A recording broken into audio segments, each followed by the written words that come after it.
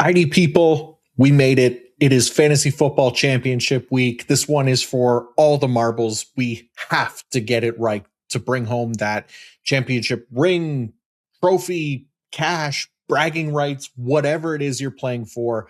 This is it. I'm John Macri, and for the season finale of the PFF Fantasy Podcast IDP edition, I will be going game by game, breaking down all of the IDP relevant information for all the key IDP positions, getting you all locked in for the biggest week of the year. This is our Super Bowl. So for one last time this season, let's get it.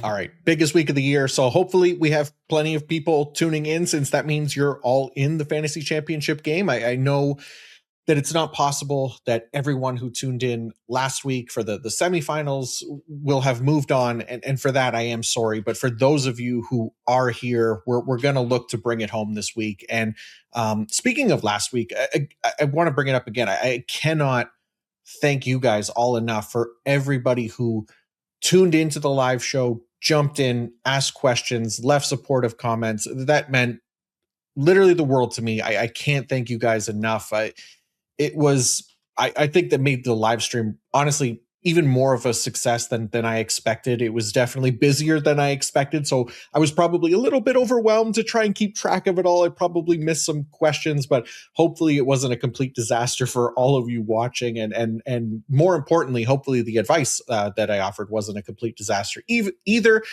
Even though, I recognize it's impossible to get it perfect.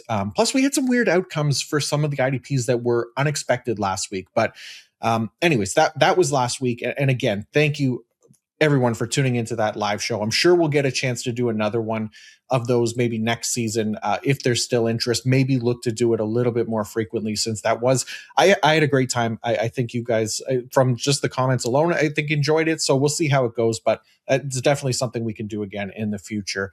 And then before we get into the games, obviously, for the last time this year, you can check out all of the in-season content over at pff.com. That includes my IDP rankings, IDP fantasy report, player grades, all that kind of stuff that you might need here to close out the season strong. And if you do get a PFF Plus subscription now, you use the promo code HOLIDAY30, you'll get 30% off. Plus, that'll carry you all the way through next season. So if you want to get in on the IDP report for next year, all those kinds of things that we will have running again, now is the time to get locked in. You'll save and get you across the finish line here this year, but also carry you through all the off-season content. A lot of draft stuff coming up as well. So definitely worth trying to get in here if you don't have a subscription just yet.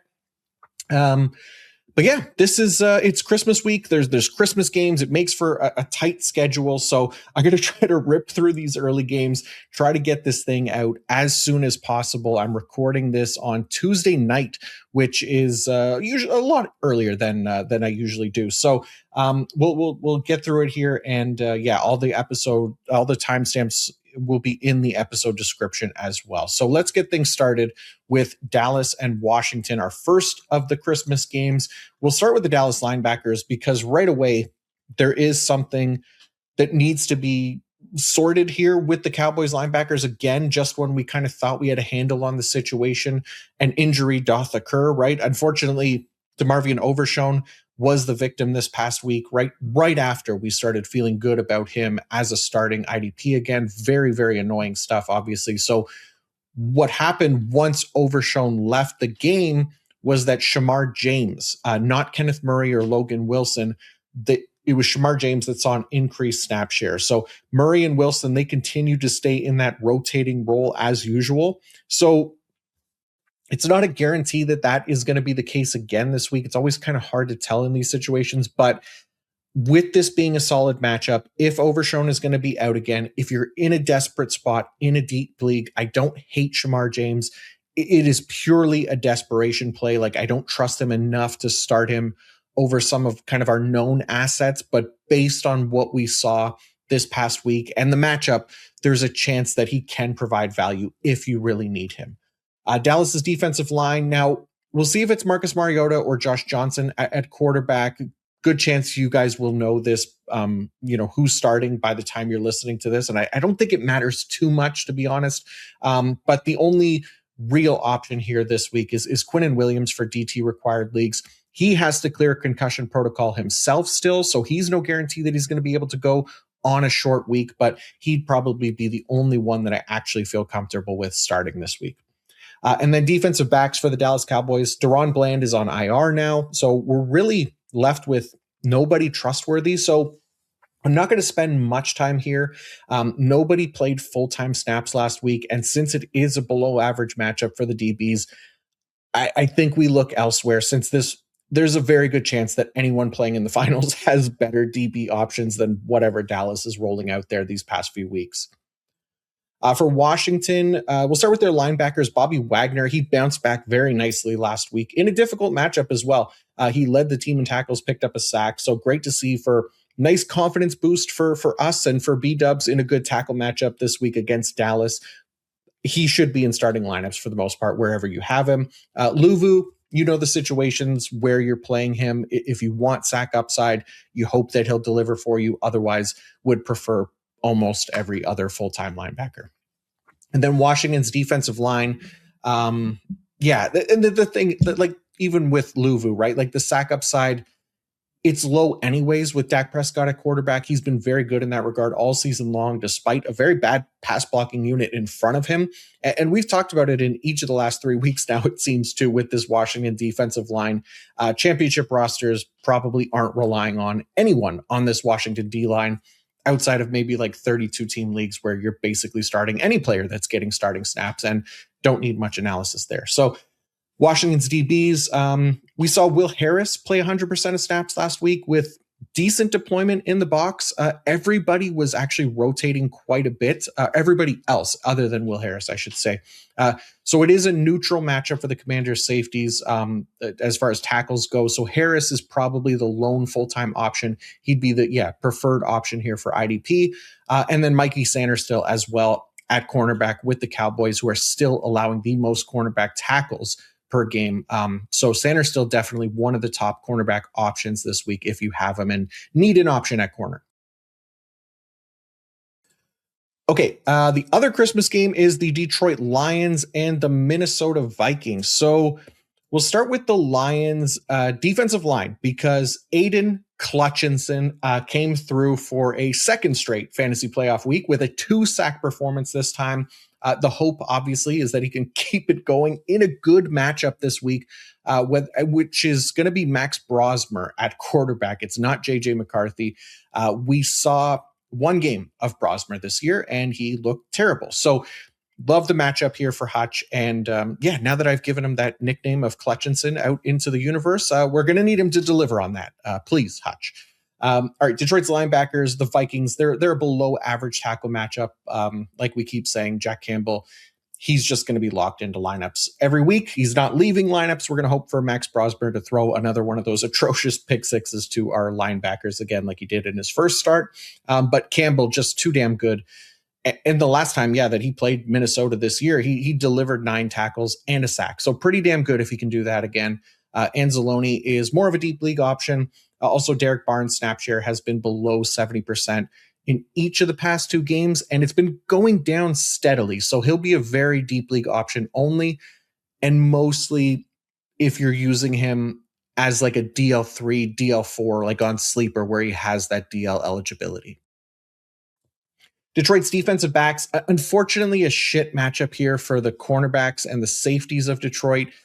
Thomas Harper, he had a nice game last week, though Avonte Maddox had the better usage. They're both kind of just very deep league options in a matchup like this.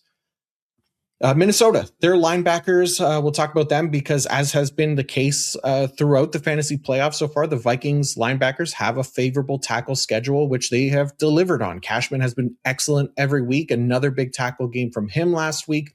Eric Wilson has been doing as expected with a sack every once in a while. He even had a sack called back last week, so could have had 2, but another week of these two yeah, in lineups in a nice matchup. Cashman, of course, the preferred option if you have both of them for whatever reason, but yeah, just the more likely to get those stronger tackle numbers than Eric Wilson. Minnesota's defensive line, not the easiest matchup for the Gink and Andrew Van Ginkel, Dallas Turner, that is. Interestingly, the Vikings, they did not play Dallas Turner in his usual like 90% of snaps that they have when Greenard or AVG has been out. Just 66% of snaps for him. So he lost a big chunk of what's his greatest asset, right? Which has been his playing time. So not to say he can't be useful for IDP, but still makes it a little bit tougher to trust him this week. Both of those guys will be low-end starters this week, along with Jalen Redmond for DT required leagues. He's actually pretty good. He played 98% of snaps last week, so he's in that fringe kind of DT1, DT2 range with that level of playing time. And then Jonathan Allen a little bit lower. And then defensive backs for Minnesota, it's basically Harrison Smith and Byron Murphy at cornerback now. Smith is the only safety playing full-time now that Josh Metellus is on IR, and Murphy is the only really reliable CB required option. Both get good enough matchups this week that I'd be fine starting them as needed. All right, the third and final Christmas game is the Denver Broncos and the Kansas City Chiefs. So we'll start with Denver, their defensive line, because the Chiefs are down to their third string quarterback, who I'd never even heard of until he entered the game last week, Chris Oladukin, who didn't get a ton of work in that game, but he did get sacked on exactly half of his pressure dropback. So small sample, obviously, but this matchup does become a lot juicier for Denver's defensive line and their IDP managers than if it was Mahomes at quarterback, right? So I know that last week, somehow Benito and Zach Allen, they didn't get home while like the bunch of the defensive tackles did, but they will have a shot to redeem themselves if you've survived their low output last week. So I'd feel good about leaving Benito and Zach Allen and even Jonathan Cooper for deeper leagues in lineups this week. Denver's linebackers, pretty simple here. Nothing changes with this group. Kingleton gets another kind of below average matchup, which he did overcome last week. We should have faith that he'll deliver like LB2 type production again this week at the very least. And then Dre Greenlaw is really just for deeper formats. Denver's defensive back. So last week, one of the things that I felt really good about was the Broncos safeties opportunity to produce against the Jaguars. And they just didn't really, which was part of kind of a weird outcome in week 16. Like it wasn't terrible, but they really weren't great. So this week, Hufanga and PJ Locke, like they get a fine matchup to remain potential starters where you have them. But I understand if they let IDP managers down last week, it becomes a little tougher to plug them in. Hufanga definitely still the more trustworthy IDP option of the two, but still don't mind their chance to deliver here if needed. And then Riley Moss also cooked last week. Gets a really bad matchup, unfortunately, this week for CB tackles. I think he'll still be a fine option since he'll see the majority of targets opposite Patrick Surtain. I just don't know how confident I am in this Chiefs passing game that I'm going to have him kind of as like a locked-in CB1 again this week. So there is a little bit of concern for Riley Moss after a great week last week. For Kansas City, their defensive line. Okay, if you are a George Karlaftis and Chris Jones IDP manager, I feel you. It is really hard to not be pissed with the lack of sack production from those two numbskulls over the last two games where they faced the Titans and the Chargers, two great pass rush matchups that they did absolutely nothing in. And now this week, they get the league's toughest pass rush matchup against the Broncos. So how the hell do we trust them? I'm sure somehow this is the week that they'll go off, now that they've gotten their IDP managers eliminated. But honestly, the way that they've produced it, it's going to be hard putting them in lineups this week. So hopefully you are all still alive with those two on your roster, and hopefully you have better options as well. Kansas City, their linebackers, Nick Bolton and even Drew Tranquil remain kind of startable where you have / need them. Neutral matchup here, and both have been productive as of late. Like they both hit double-digit tackles against the Titans last week, which had been one of the worst linebacker tackle matchups in the league. So both of them are startable faux show. Kansas City's DBs. Last week, I referenced how Shamari Connor was due for a sack given his usage and like the lack of production in that regard so far. And amazingly, he did deliver that sack against the Titans. So this week, still like Connor as really kind of the lone Kansas City defensive back option right now, because the rest either aren't playing enough, or in the case of like someone like Brian Cook, they're playing so deep that they're just way too inconsistent to make championship lineups for us. So Connor gets a top 10 tackle matchup this week, and he's probably one of the better IDP DB options for me as well. Okay, let's move on to the Saturday games now. Houston and the Chargers is first up, and we'll start with Houston's linebackers because Azeez Al-Shaair ended up missing last week's game due to injury. We'll see if that happens again this week. If he does, then EJ Speed is going to get some run as a potential fill-in option for us if we're desperate, right? Like both EJ Speed and Hanky Two Toes, Henry To'o played 100% of snaps last week. And this matchup against the Chargers this week, it's a good one for linebacker tackles. They are 6th in the league. So if Azeez Al-Shaair plays, he's startable. If not, then Speed can be startable. And then Hanky Two Toes, they're basically startable regardless, but they're all more for kind of deep league options because they've been pretty ineffective for IDP. But again, full-time linebackers are always important to consider. Houston's defensive line, Will Anderson, Danielle Hunter, they both got sacks last week, which was expected, but honestly, I thought they could have gotten more. But yeah, we can't complain too much when we get a sack, but they get another great matchup this week against the Chargers. And I know the Chargers didn't give up a sack last week, but that was also against the Cowboys defensive line, where nobody on that line is on par with Will Anderson and Danielle Hunter. So trust that they'll be able to deliver for you once again this week. Houston's DBs, Jalen Petrie, Kalen Bullock, and Kamari, the Ronso Lassiter, all delivered decent numbers last week.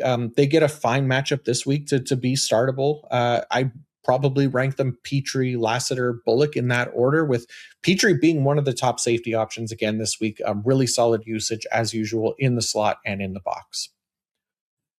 Going to the Chargers, let's start with the linebackers, because Diane Henley had another shit game last week in a good matchup. That was the only reason he was even in lineups last week, was because of the matchup.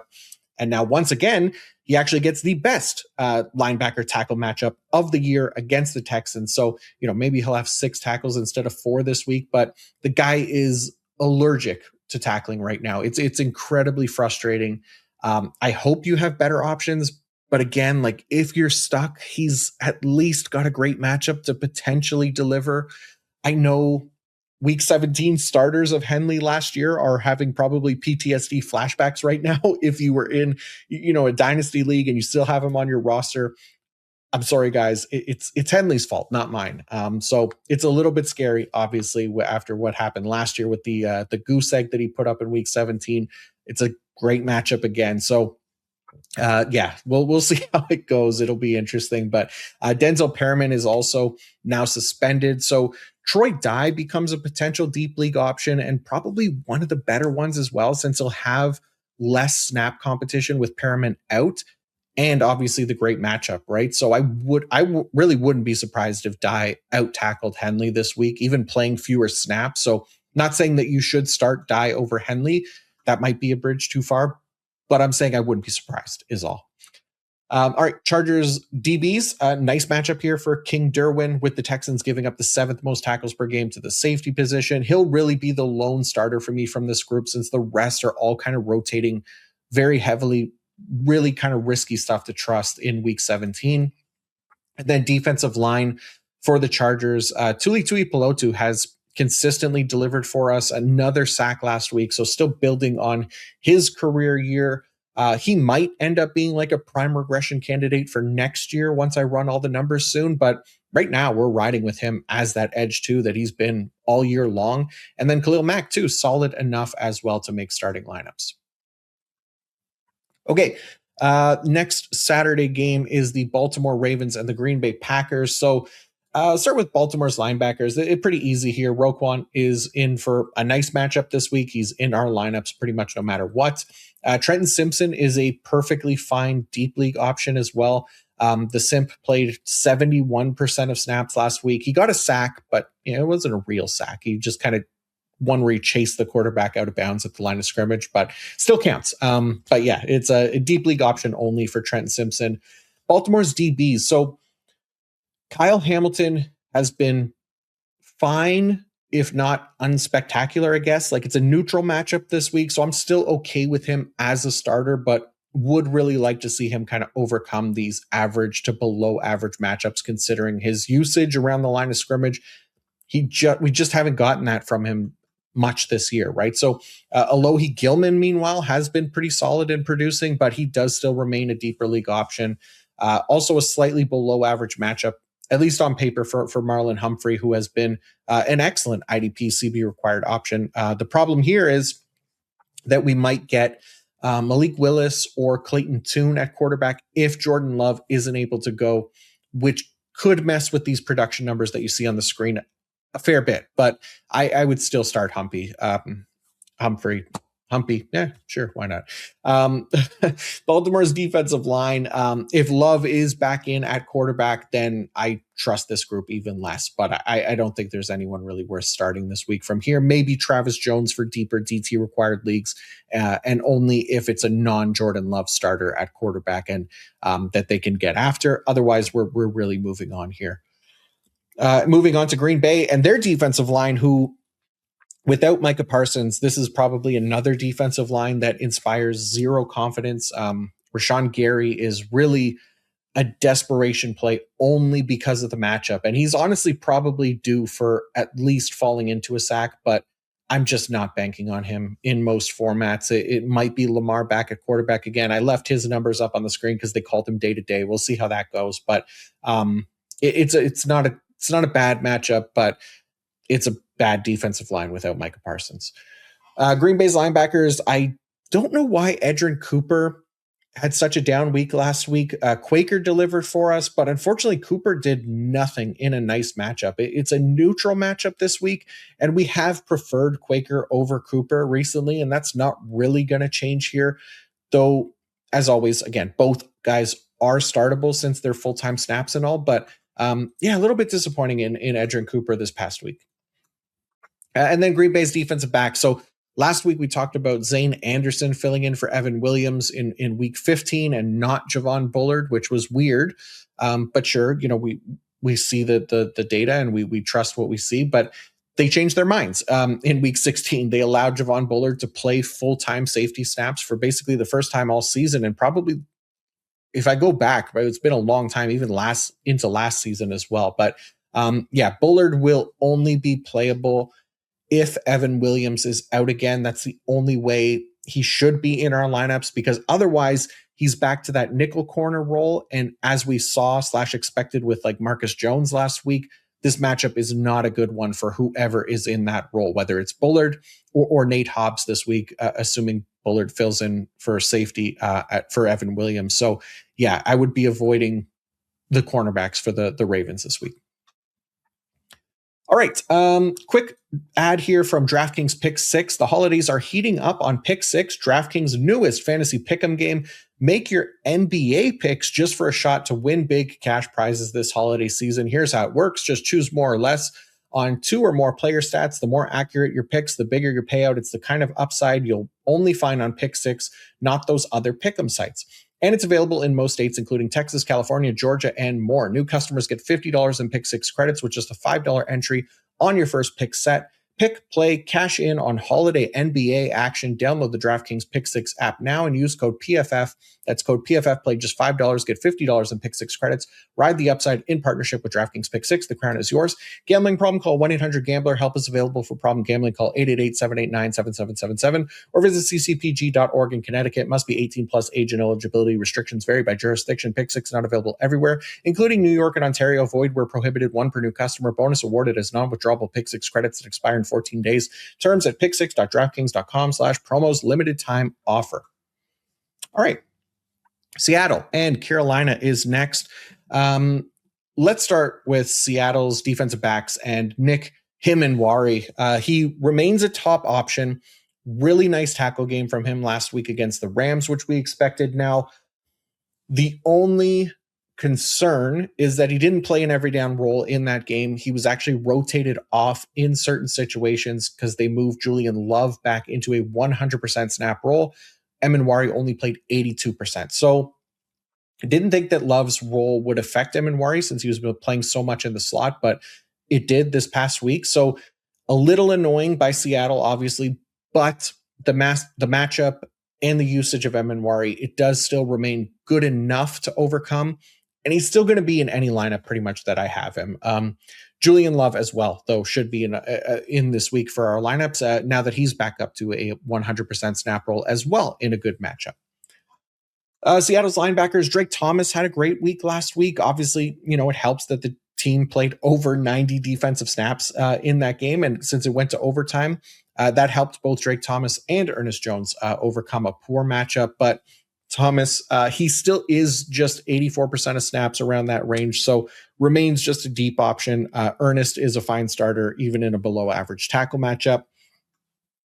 Seattle's defensive line, Bryce Young, he does still remain one of the tougher quarterbacks to take down this season. We saw how that affected Byron Murphy and Leonard Williams and really the whole defensive line last week for Seattle. Stafford didn't take a single sack on 51 dropbacks, right? So they don't necessarily overcome these tough matchups. I have probably lower expectations again this week in a tougher matchup. DeMarcus Lawrence is really the only edge that I trust if you have to as well. The rest are kind of stuck in like this Russian roulette rotation that becomes very risky to trust in a matchup like this in week 17. But yeah, Leonard Williams, Byron Murphy, fine for DT required, but it is definitely riskier this week. Carolina. So their linebackers, Trevin Wallace missed last week, might have a shot to return this week, but if not, Christian Roseboom should be the green dot again. He delivered nicely last week. Pretty much always prefer Roseboom over Wallace when he gets that full-time role. He's just been a more effective IDP in that regard. If Wallace is back, then yeah, Roseboom will be more of a non-shallow league option. Wallace would be on the lower end of full-time starting linebacker options, where Roseboom, if he was the full-time guy, I'd probably move him up a little bit more. Carolina's defensive back. So Nick Scott has been really productive recently. He's had at least 9 tackles in 3 straight games. He's got double-digit tackles in back-to-back games, and he's not getting anywhere near as good of a deployment as Trayvon Merrick. So kind of some bizarro production there recently. That will change at some point, most likely. Though again, there's only 1 game left in the fantasy season. So great analysis there, bud. What am I trying to say? What I'm trying to say is I expect Nick Scott to come back down to earth, Merrick be the better IDP option just because of that more ideal usage. And that could be this week where I'm fine starting Trayvon Merrick and only still really considering Nick Scott as a non-shallow league option. There, I think that makes more sense than my previous ramblings. It's later, folks. It's definitely later for me. I usually record during the day. It's nighttime, past my bedtime. This is what happens. Carolina's defensive line. This is not really a good enough matchup to be going the DJ Wanham or Nick Scorton route. Maybe Derek Brown for DT required leagues, but he's also been poor this season. So really difficult to trust anyone against Sam Darnold and company. All right, Arizona and Cincinnati is next. Let's start with Arizona's defensive line because unfortunately, both of our kind of top IDP options for that defensive line, Josh Sweat and defensive tackle Walter Nolan, they both suffered injuries last week. Nolan is not going to play. Sweat is a massive question mark. So Sweat, he tried to come back into last week's game. He was unable to stay in, didn't play at all in the second half. So I don't think I'll be trusting the Arizona defensive linemen this week outside of like super deep leagues. If you have any of these guys that you're considering, please feel free to ask in the comments. But I imagine for most leagues, we don't have to spend much time on this group.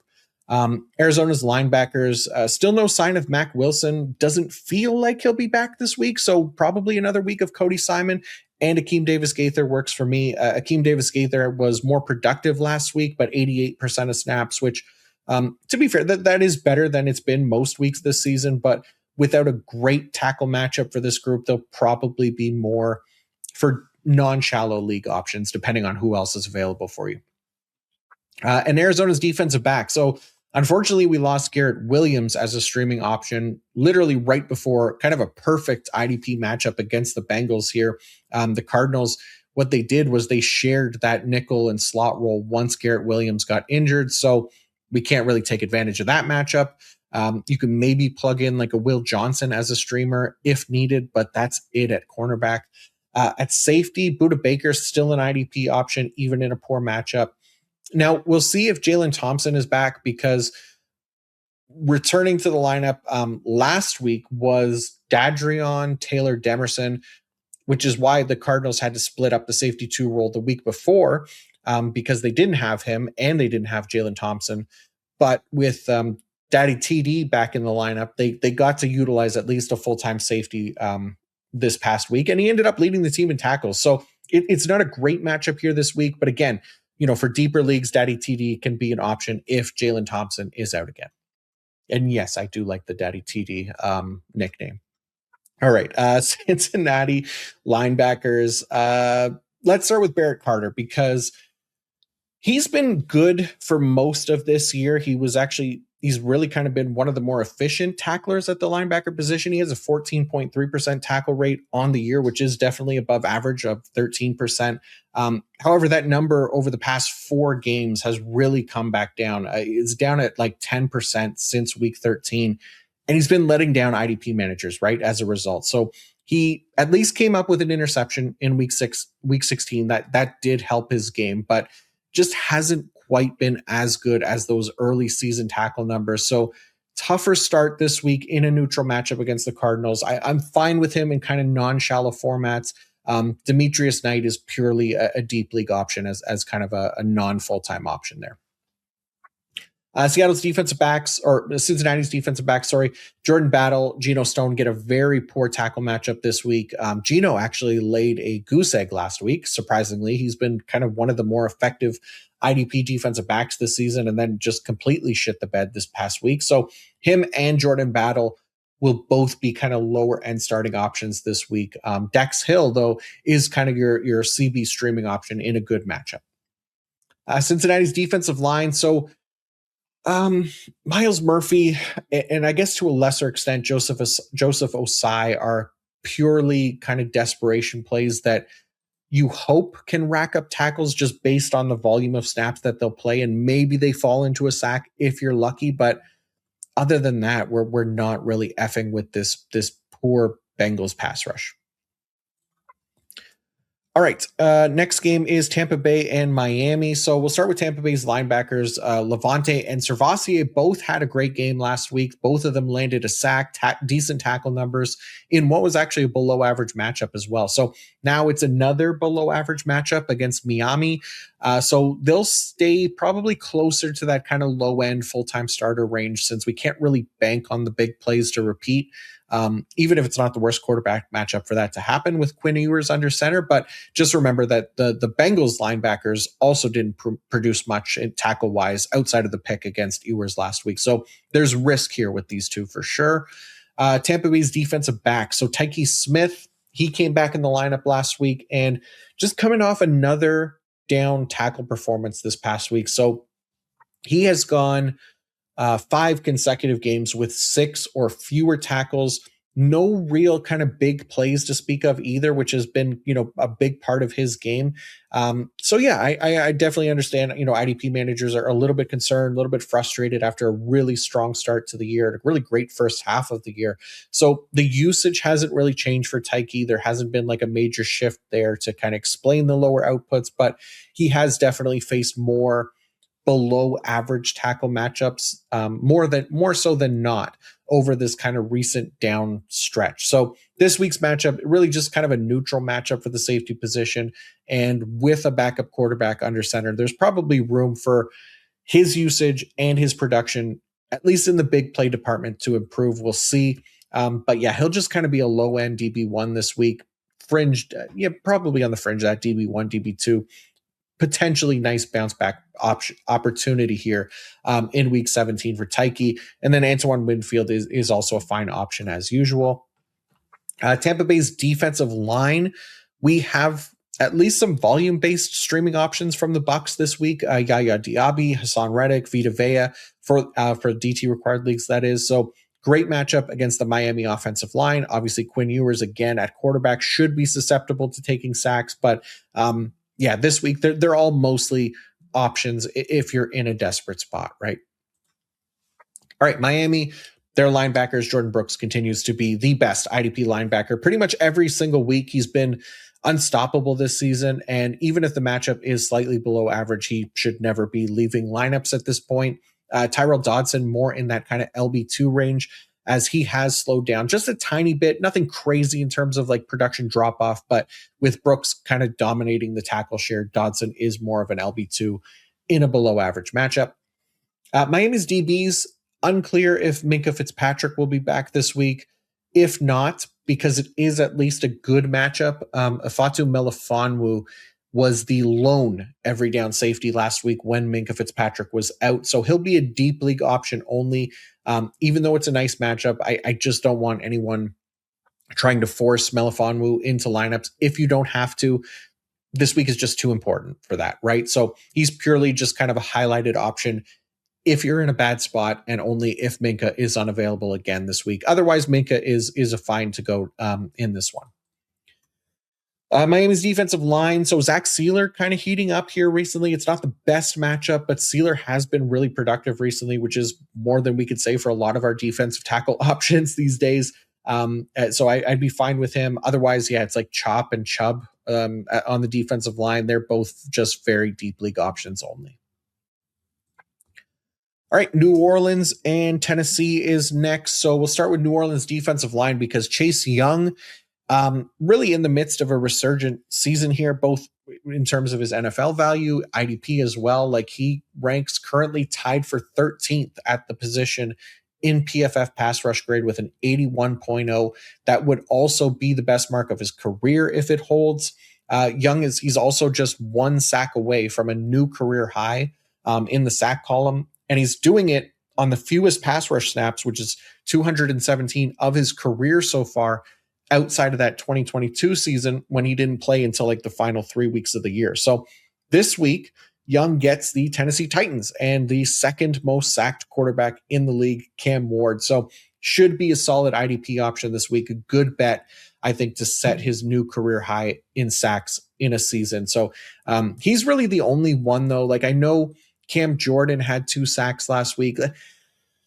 He could be fine in like very deep leagues because of the matchup, but odds are you made the finals with much better / safer options, right? Okay, New Orleans linebackers. Demario Davis, he actually picked up an injury very late in last week's game, so that is something to watch and practice with this week, because if he can't go, then Pete Werner should move into a full-time role. And then somebody like Danny Stutzman would likely get the part-time role. Honestly, I don't think I'd be messing with playing Stutzman either way this week. Like if DeMario is out, like there's just too much of a risk of a potential rotation, and it's a bad matchup. Even though the Titans have been slightly better recently for linebacker tackles, I really only want the full-time green dot guy this week, which would be Demario Davis if he's healthy. Pete Werner most likely if Davis is out. But both of those guys lower end options either way because of the matchup. New Orleans defensive backs, Alontae Taylor is in despite kind of the below average matchup as far as tackles go. The Titans do, though, run the highest rate of 11 personnel, but Taylor has just been awesome. So he's locked into lineups for CB required leagues pretty much every week regardless. And then the safeties, Justin Reed, Jonas Sanker, are really for deeper leagues as well, just because, again, it is a poor matchup here. All right, Tennessee linebackers, we'll go there next. We should be getting Cedric the Gray back this week. And as was highlighted in the chat this past week on the live stream, he may return in time for the Fantasy Championship week as Cedric the White. I really like that. And deliver, hopefully, a big IDP performance for us. It's not the best matchup, obviously, but Gray has been so damn good and efficient this year that he should be locked into lineups when he's active. If for some reason Gray does not clear concussion protocol, then we'll get another week of James Williams, who was indeed awesome last week, thanks to landing a sack, but also 9 tackles. My only concern for Williams last week and why he wasn't kind of a locked in DB1 option was there was risk of the Titans playing him in a part-time role. But he was, in fact, an every down player. So that was a nice confirmation. If Gray is out again, that we can lock Williams into those DB spots again this week. And then Barton, you already know. What did he have? 2 tackles last week? Like, the guy is so bad. I can't wait to see his tackles versus expected numbers at the end of the year. He might be dead last. We'll see when I run the numbers. Tennessee's defensive line, Jeffrey Simmons, that is the one as usual. Great matchup here against the Saints. Tyler Shuck now owns the second worst pressure to sack conversion rate in the league. So yes, please with Jeffrey Simmons. Tennessee's defensive backs, neutral matchup here for the safeties, but Amani Hooker and Kendall Brooks were both also really kind of ineffective last week. I don't think I'd be looking at them in this matchup. Also, that nice slot role that was once held by Kevin Winston Jr. before he was put on IR, it was split up between Keeman Hall and Marcus Harris last week. So just can't be trusting any of these cornerbacks outside of maybe Daryl Baker in like deeper CB required leagues. All right, New England and the New York Jets next. Let's start with New England's linebackers because it was nice of the Patriots to actually make Robert Spillane inactive last week instead of being garbage people and making him active as that emergency linebacker again. So we'll keep monitoring the practice reports for the Patriots to see if Spillane looks like he'll be good to go. But if he isn't going to play again, then Jack Gibbons should be an option for us, wearing the green dot last week and having a solid game again. Christian Ellis is the deep league option, like a DL3 type on Sleeper where he has that DL eligibility. And if scoring is tackle heavy. If Spillane is active, then Gibbons and Ellis really are just very deep league options only, since they're likely to kind of rotate pretty heavily at that LB2 spot, as we've seen so many times this season. New England's defensive line. This group has been mostly asked, but again, there's some volume-based value to target here in a great matchup where Brady Cook is going to be at quarterback and owns now the worst pressure to sack conversion rate in the league among qualifying quarterbacks with a staggering 53%. So Harold Landry, Caleb Von Chason, maybe Christian Barmore. We'll see if Milton Williams, who just got activated off IR, we'll see if he plays. Maybe those guys can fall into a sack this week. But again, only if you're looking for a potential streamer. This could be the group to target here, depending on who your other options are. And New England's defensive back. So it's a better matchup this week for Marcus Jones. The Jets, basically, despite not having any good wide receivers, they do at least play a top 5 rate of 11 personnel. So it's a much better week for Jones this week than was the case last week. It's still not a perfect matchup tackle-wise, but nice opportunity for Jones to maybe add another pick to his totals this year. Never like to try and predict interceptions, but playing time will be there. And Brady Cook is, not great. So there's opportunity there. All right, the Jets, their linebackers, Jamie Insure gives me wood. He had a great game last week with double digits and a sack. Quincy Williams also had a nice tackle game himself for once. So this week, neutral matchup. Obviously, I'm fine with Sherwood as a starter again. Williams more for non-shallow leagues, but both of them in a decent enough spot that I wouldn't be concerned having them in lineups. Jets defensive backs, Malachi Moore, probably another one who has really he's been effective lately, and that kind of continued last week, right? So it's a poor tackle matchup for the safety position this week, but Malachi Moore does have at least positive alignment on his side, so he'll be in that kind of safety 2 range for me this week. Dean Clark / Tony Adams, whichever is available. I don't think I'd play around with this week in a matchup like this. And really the same thing with like the Jets defensive line. So Will McDonald, I think, got a sack last week. That was a much better sack matchup or pass rush matchup. This week, it's not bad, but again, these guys are desperation plays only. Will McDonald and Jermaine Johnson, that is. All right, Jacksonville Jaguars, Indianapolis Colts. Let's start with the Jaguars linebackers, where Foye Oluokun, obviously he's regained that LB1 IDP value this season. Just playing a normal off-ball linebacker role, which was not the case last year. We talked about that a lot in the offseason. So obviously that's been huge. Coming off a nice game is Foye, another double-digit tackle game for him this past week. Slightly tougher matchup this week against the Colts. They are 27th in tackles allowed per game to the linebacker position.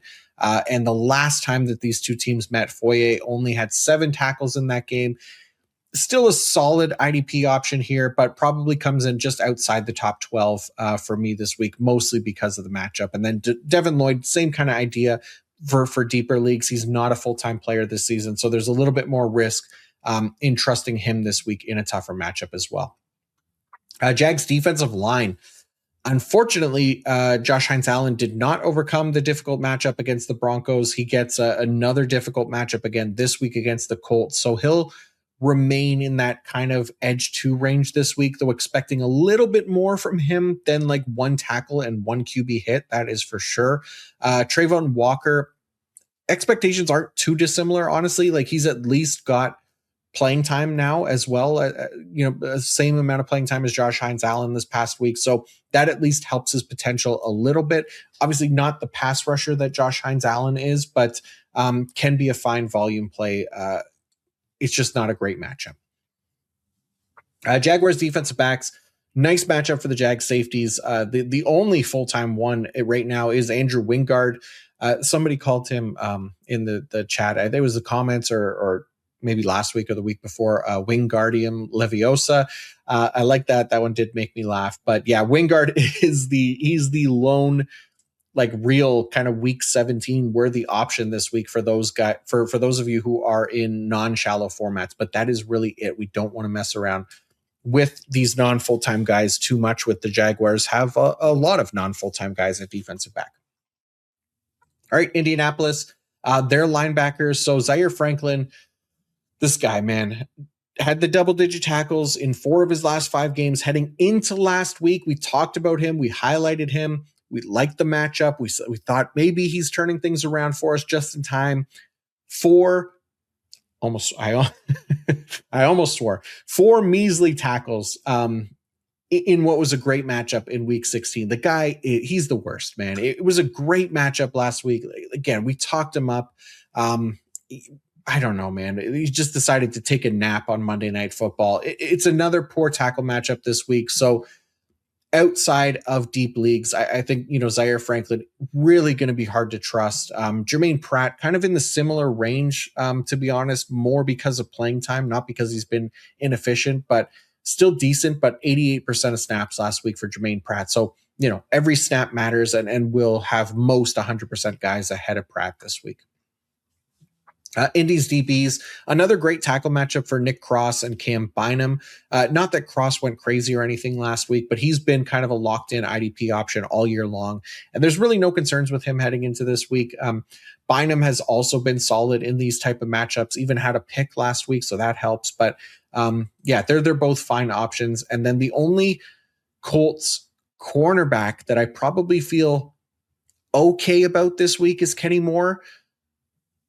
And I only say okay, not great, not good, mediocre, basically, about Kenny Moore. Like the Jags at least play the 3rd highest rate of 11 personnel, but for whatever reason, they're just not giving up much to the cornerback position in terms of tackles this year. So don't have a ton of faith in Kenny Moore, but it's not as bad of a matchup as you see on the screen there with the red. An Indianapolis defensive line. So shout out Laiatu Latu for overcoming a really tough matchup last night against the 49ers. Got himself a strip sack. I say last night. I'm recording this on Tuesday, so it literally did happen last night. Had a season high 90.2 pass rush grade in that game as well. We referenced last week on the live stream that he's done well in like tougher matchups, like against Seattle, now against the 49ers, against the Chiefs before that, but some of the easier matchups, like against Tennessee, for example, he didn't do much. So, last time he faced the Jags, they shut him down as well. So that's a little concerning, but there's always the chance you don't have a better edge 2 option than Latu right now. And he is playing really well. So I'm fine with him as a starter in those non-shallow leagues. And then, of course, DeForest Buckner, is back as well from his IR stint. So yeah, he played his usual role on Monday night. He'll lock back into DT required leagues for sure. All right. One last ad break here from our friends at Western and Southern, where our game plan of the week is presented by Western and Southern Financial Group, a game plan for your financial future. Obviously, if you're listening or watching this episode, you're in the fantasy football finals. You need to lock in a game plan, finish the season on a high note, and win that fantasy championship. And when it comes to that, the ultimate game plan is preparation, making sure no stone is left unturned, making sure you're prepared as much as we can, whether it's finding the right streaming options, players to avoid, knowing your pivot options, all of the top-notch preparation that can help you secure that illustrious fantasy championship. So that's our game plan at this point of the year, but you too should make sure you have your own game plan, whether that's for the fantasy playoffs or life in general. So just like every team win starts with a great game plan, your future should too. With life insurance built like a championship roster, Western and Southern helps protect you and your family so you could focus on winning today, knowing tomorrow is covered. Whether you're just starting out, building your dynasty, or looking to lock in long-term protection, their coverage options are designed to match your game plan. Visit westernsouthern.com/PFF to get your free life quote and start building your financial game plan today. Western and Southern, built to win, backed by over 130 years of helping people protect what matters most. Pittsburgh and Cleveland is up next, and we'll start with Pittsburgh's defensive line because obviously the big question is whether or not TJ Watt is going to be back this week. Again, I'm recording this on Tuesday night, so this is past John speaking. I have no idea what the practice reports look like. Future John definitely has a better, or at least a better idea. So, ask that guy if he's playing, but don't look at me. I do not know if TJ Watt is going to play. I will say, though, that if he's active, you play him. I know the pass rush metrics haven't been amazing this year. Obviously, coming off this botched lung procedure or whatever the hell that was, like it's not ideal, but he's playing the Browns, and he's going to try to steal some of the spotlight from Myles Garrett, who is, I'd say, likely to break TJ Watt's sack record against the Steelers this week. So I would play him if he's active. If he's not, then we'll keep an eye out for Nick Herbig. If both Watt and Herbig are not active this week, then Jack Sawyer isn't a bad deep league streaming option if you need him because of the matchup. And then, Alex Highsmith, Cam Hayward, they're definitely good to go as well. Pittsburgh linebackers. Patrick Queen is a linebacker in the NFL in a neutral matchup.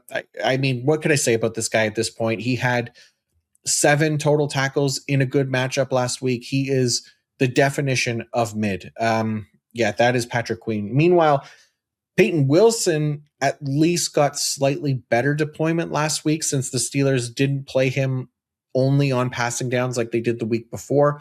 So he played kind of a normal-ish 70% snap share.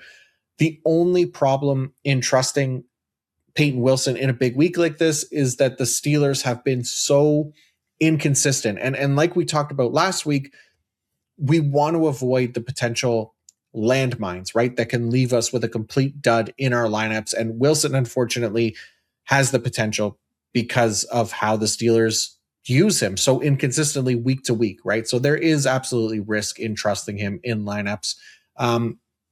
Pittsburgh's defensive backs, it is a nice matchup for Kyle Duggar, potentially Jalen Ramsey this week as well. I say potentially for Ramsey because it's better if he plays safety, which I think he will play more at safety after he had to fill in at slot corner this past week because Brandon Echols got hurt. Now, the positive here is that the Browns don't really play enough 11 personnel that the nickel would be such a big / needed role this week. So at least I don't think they'll stick with that shift. So Duggar and Ramsey, I think should be decent fill-in options this week in a good matchup is what I'm getting at. All right, Cleveland, their defensive line. Myles Garrett is 1 sack away from 23 and breaking the record. It would be pretty sweet, obviously, if he does it against TJ Watt and the Steelers, and you know damn well that he's 100% aware of that. If he gets it, I hope they let the team clear the benches to come selly with him, because if he does get it, that would be pretty cool. The Browns as a franchise have literally nothing else to celebrate at this point. So why not give them that, right? Like give them a little on-field celebration if he does break the record. I mean, Leon Draisaitl just got 900 points in the NHL, and they cleared the benches. They had a big celebration on the ice, and that's not even like a league record or anything. And same thing with Ovi, right? He broke the goal record, which, you know, that one makes more sense, right? Like obviously you're going to clear the benches and celebrate for that one. Why not, NFL? Let them celebrate if Myles Garrett breaks the record. But yeah, anyways, if you couldn't tell, I'm rooting for Myles Garrett to break the record. Cleveland's linebackers, Carson Schwessinger delivered again last week, 12 tackles and a sack. The guy is an absolute baller. We know we're starting him in a good matchup. Devin Bush for non-shallow leagues as well, rock solid. Cleveland's defensive backs, below average matchup for safety tackle potential. Brown safeties are doo-doo water anyways. It's Hickman if you have to, but I really hope you don't have to. Below average matchup for cornerback tackles as well, so not ideal for Tyson Campbell. All right, Giants and Raiders. So we'll start with the Giants defensive line because Brian Burns did get off the schneid last week, as we figured he would, with a nice two sack game from him against Minnesota. And then even Abdul Carter is now on a 3-game sack streak and has been really balling the F out lately, seemingly hitting another gear here in the latter stretch of the season. So I don't know how we can not love this matchup against Geno Bonnie Blue Smith, who now officially leads the league in sacks against. I'd absolutely be looking at these guys to deliver this week if you have them. Maybe even Dexter Lawrence can finally do something, but we'll see. Giants defensive backs, Javon Holland and the Giants safeties unfortunately get a poor matchup this week. We're mostly still avoiding Tyler Nubin and Dane Belton anyway, since they're basically sharing that safety 2 role. Don't get caught up in if they, get a big play and the game log looks cool from the past week. Like that doesn't matter heading into this week, and knowing that these guys are at a risk of significantly lower floor because they're not playing those full-time snaps, right? So the poor matchup really just only makes things worse. Paulson and Debo is probably the lone option for me this week from, I'd say, this entire defensive backcourt this week. Giants linebackers. So yeah, it's not a great matchup. Okereke can definitely be in lineups, but there's probably a decent amount of linebackers that I like a little bit more. Darius Mawasa played just 57% of snaps last week, so he is very, very deep leagues only, and really should be just avoided in a bad matchup.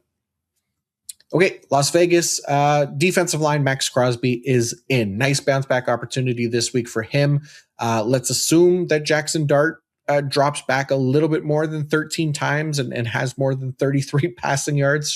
So there should be more opportunities for Max Crosby, but even if not, because Jackson Dart was still sacked 5 times last week on 13 dropbacks, which is insane, should definitely have maximum Crosby licking his chops this week. So I would love him to be in lineups. Las Vegas Raiders linebackers. So Devin White, obviously very much locked into lineups, top 3 tackle matchup here. And White has been one of the best tacklers in the league right now, behind only Jordan Brooks in total tackles. And Elandon Roberts and the rest of the Las Vegas linebackers, they rotated a ton last week. So they're probably way too risky for me this week. I don't know that I'd be messing with that one too much. Raiders DBs, we did not get like a great Jeremy Chin bounce back game last week, which I was kind of hoping for. It was a fine game, 7 tackles. That's mostly good for DBs, but wanted more, obviously, after highlighting him in a great matchup last week. So not a great matchup this week. So he'll kind of be that fringe safety 1, safety 2 this week. All right, Philadelphia and Buffalo is next. So we'll start with Philadelphia and their linebackers, because Nakobe Dean is now injured and likely to miss this week. So Jihad Campbell, once again, basically becomes a potential starting option for us in a good matchup here. So Campbell actually played 100% of the snaps once Nakobe Dean left the game last week. He was averaging like 95% of the snaps in the 6 weeks prior to Nakobe Dean Nakobe Dean coming back into the lineup this year. So he's been a solid fill-in option and could be that again this week against the Buffalo Bills, who are yielding the sixth most tackles per game to the linebacker position. Both Zach Bond and Jihad Campbell should definitely be considered valuable starting options this week in a good matchup. Philly's defensive line, Jalen Carter should be back this week, so gives us at least another startable DT required option, even if not in an amazing matchup. Same thing with the rest of the Eagles defensive line. To be honest, like they're not locked in starters; they're mostly kind of inconsistent and difficult to trust. But like guys like Jalen Phillips, they're playing quite a bit, just not producing. Then you got Jalix Hunt, Nolan Smith, who occasionally are productive, but also will rotate quite a bit from time to time. So when you get these tougher matchups, it's just hard to feel comfortable putting them in. So they'll come in as kind of non-shallow league fringe starters for me this week. Philly's defensive backs, Cooper DeJean, always and absolutely locked in with a great matchup this week. He's in lineups. The rest, though, Reed Blankenship and company can go kick rocks. All right, Buffalo and their linebackers. Terrell Bernard returned to the lineup last week, played his usual every down role, but unfortunately, so too did his inefficiency return. Just one solo tackle, 7 total tackles in what was a decent matchup. The Italian Stallion out-tackled him, Matt Milano. He might be the better play than Bernard at this point, but also kind of a terrible matchup here against the Eagles, who are giving us very little for IDP. They will be on the, I would say, lower end of full-time linebackers this week.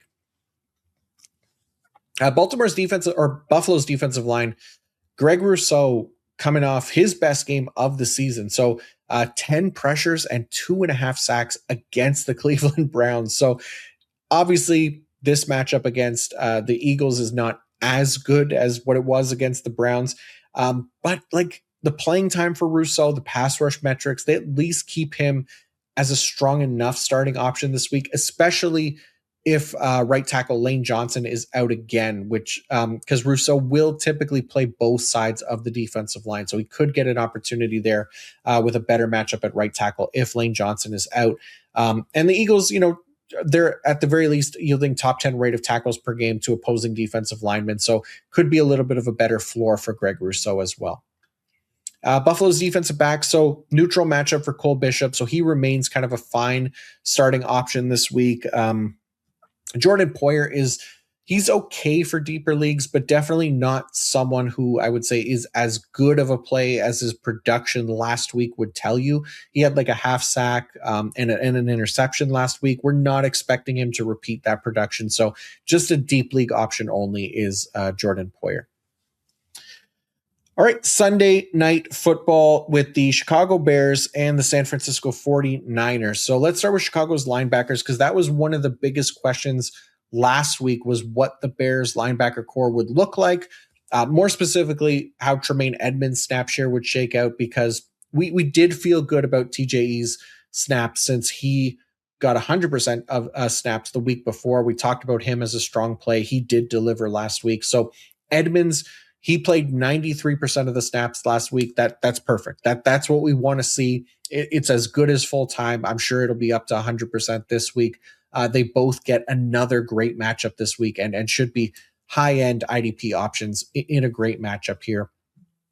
Chicago's defensive back. So Chauncey Gardner-Johnson is another one of those players that we liked.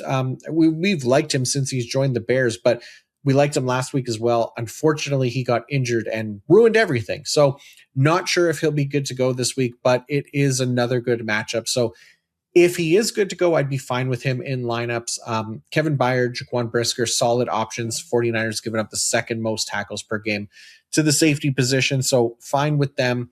And Chicago's defensive line. So Montez Sweat and company will basically be tasked with trying to sack Brock Purdy, who has been the most difficult quarterback in the league to bring down this season. So Sweat has been good. So he's kind of overcome these types of matchups on the year before, but not a lock to do so this week. And then Austin Booker, even less so. For San Francisco, defensive line, we're not starting anyone here. Ignore. San Francisco's linebackers, Tatum Bethune his starting role, it does appear to be safe. I say that hopefully cautiously. I hope everything's going to be fine and they don't pull the rug out from under us this week. But he was back in the lineup on Monday night, played his usual full-time role right up until he had to leave the game briefly to be checked for injury, but he was able to return and went right back to that full-time role. So Eric Kendricks was active last week as well, but he only played when Tatum Bethune was out of the game. So hopefully that should ease the concerns about Tatum Bethune's IDP potential for those of us who have him and are looking to start him. And it's a great matchup this week as well. So expecting him to deliver. D Winters, yeah, he got the pick six last week, but just 3 tackles in an every down role. Like the guy is so inefficient. He'll be a deeper league option only. Bethune is the preferred play this week and a good one as well in a great matchup. San Francisco's defensive backs, Malik Mustafa, Jair Brown, they remain fine starting options kind of as needed here. It's a neutral matchup for the safety tackle potential, but they both get decent enough deployment that I'd be fine with them if they're your starters and don't have, like other true locked in options. That's kind of what these guys are. And a nice matchup for the cornerbacks as well. Diamador Lenore is probably the preferred option of the bunch if you're looking to stream here. All right, last game of the week, Monday Night Football, Los Angeles Rams, Atlanta Falcons. So let's start with the Rams defensive line because Kobe Turner is another one of those defensive tackles that's kind of been heating up lately, currently on a 3-game sack streak. 5.5 sacks over his last 5 games, even came up with an interception last week to help his IDP manager. So really nice to see from him. He cracked the top 10 defensive tackles last week. He's going to be in there again this week, even in a tougher matchup against the Atlanta Falcons. So the interior of Atlanta's offensive line is probably the weaker point compared to the outside. So there's a little bit maybe more opportunity there for Kobe Turner to extend that sack streak. But the problem is with Kirk Cousins, he has an excellent 11.8% pressure to sack conversion rate this year. So that's going to be the biggest challenge for Kobe Turner, for Jared Verse, for Byron Young. Like they still have to deal with that. So it's not ideal, obviously. Verse and Young will remain in that kind of DL2 range. And then Kobe Turner more kind of in that top 10 defensive tackle range. Rams linebackers, Nate Landman, he was helped by a sack last week, but surprisingly just the 5 tackles in that game. He's obviously been much better than that all season. So I would expect him to still be a solid IDP option for us in week 17. And then Omar Spates, he's been producing fine numbers lately, but not a full-time player. So he's just for deeper leagues. And then Rams defensive back. So Cam Curl has been kind of quiet over the last month or so. He had the 1 game 2 weeks ago where he got a sack, but the tackles have kind of cooled down a fair bit. So that's a little bit concerning. The nice thing here is that the Falcons are giving up the 3rd most tackles per game to the safety position. So he has a shot to bounce back this week and hopefully finish the IDP season strong for us. And then Kobe Durant is the preferred CB streaming option this week. All right, Atlanta, their linebackers, Divine Diablo and Caden Ellis didn't quite deliver in a great matchup last week. This week they get a poor matchup. Though remember Ernest Jones and Drake Thomas that both had solid production. So the Rams are capable of giving us something for our IDP linebackers, but looking at these guys more as kind of lower end starters this week. Atlanta's defensive backs, Xavier Watts, Jesse Bates, they get a great safety tackle matchup. I'd like them in most lineups this week. They've typically been able to deliver in these sorts of matchups. At least one of them has, right? Depending on the week. So which one do you have? What are your other options? And then do you trust Bates/Watts? I'd be fine with it, to be honest. As for the Atlanta cornerbacks, I don't even know really if I trust Sweet D Alford this week because they ended up rotating their corners like crazy last week. And it is a good cornerback tackle matchup, but it's not perfect in terms of like nickel corner potential. So I might not be rolling with any Falcons cornerback this week. It's not the worst case scenario if you have D Alford and you don't have anybody else. I'm just a little concerned at how much they rotated last week. All right, let's wrap up with the glow up of the Falcons defensive line, previously made up of a bunch of NPCs that nobody wanted to F with, and now led by a playable side character in James Pierce Jr., looking to eventually become the main character, potentially, in a sequel or slash future season, because he's not quite there just yet. That being said, he's had at least a half sack in 7 straight games now, even without like the amazing pass rush metrics. So, we'll see if he can keep it going this week. Obviously, the problem in keeping it going mostly stems from MVP candidate Matthew Stafford, who owns one of the best pressure to sack conversion rates in the league. So, sadly, I have a bad feeling that the sack streak will come to an end this week, but I'm not so confident in that I'm completely out on Pierce, if that makes sense. He's just more of kind of a deeper option this week because of the matchup. And honestly, yeah, he is a little bit due to have that sack streak come to an end as well, sadly. So, there we go. I guess closing out the show and the season on a bit of a downer note, but we don't want to do that. Look, let's hope James Pierce Jr. gets a sack. Okay, let's hope we could get it going. I don't want to be negative Nancy or anything. That's just kind of the way that I'm looking at it here. But we should be more positive than that to end the season, right? Hopefully, but yeah, I don't know. Just ask me in the comments if you have James Pierce Jr. who your other options are. I'll try to help you that way instead of being a downer. But that is a wrap. Everybody and anybody who has been tuned in this season, has been supportive of the show. I cannot thank you guys all enough for the support all season long, really. You've shown up, you've liked the show, you've left supportive comments, you've asked questions, you've engaged every single week. And for me personally, it's been an absolute pleasure doing this show with you guys and getting to interact with all of you, really. Like, this has been my favorite season so far, and I'm just really looking forward to doing it all again next year with you all. So again, thank you all so much. I hope you all have a fantastic Christmas and holiday season, and maybe even more importantly, I hope you all bring home a fantasy championship. So good luck. This is the last IDP episode of the year until after the Super Bowl, when all the dynasty and the off-season content starts up again, which I'm looking forward to as well. But for now, all the best to every single one of you. Good luck this week again. And until next year, peace out.